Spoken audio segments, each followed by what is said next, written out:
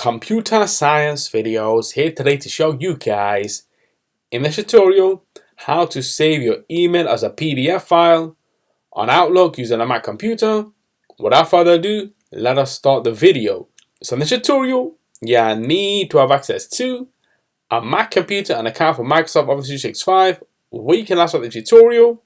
Before I start this tutorial, I would like to say that you are more than welcome to subscribe to my channel, Computer Science Videos. As we know, every problem is solved by indirection.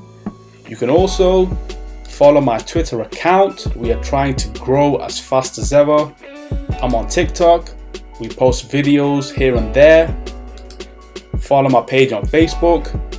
I'm also on Instagram. You are more than welcome to support me on PayPal. Let's now focus on the video.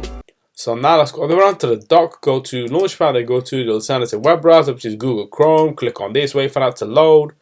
And once that is loaded, now let's go directly to Outlook.com and then make sure that you are signed into the account. Now what we want to do is go within an email, any on screen, or we can send ourselves an email, and then click into that email and increase the size of the email window.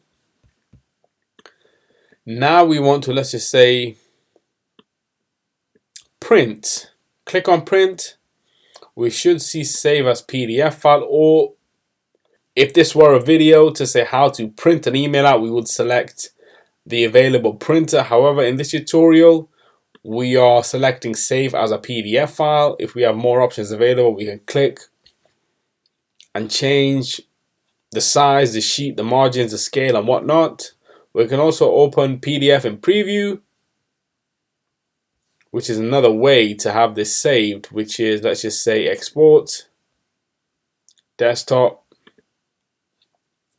Just now quit preview, go to the desktop. This is a test, admin. That's one way to save your email as a PDF file. And here's another, print, save as a PDF, click on save. Let's just say test.pdf. Go to the desktop, test.pdf. The email has now been saved as a PDF file on the desktop. Quit preview. Go back to Google Chrome, quit Google Chrome. And so that's it for this video. I'll see you guys in my next tutorial. Thanks for now.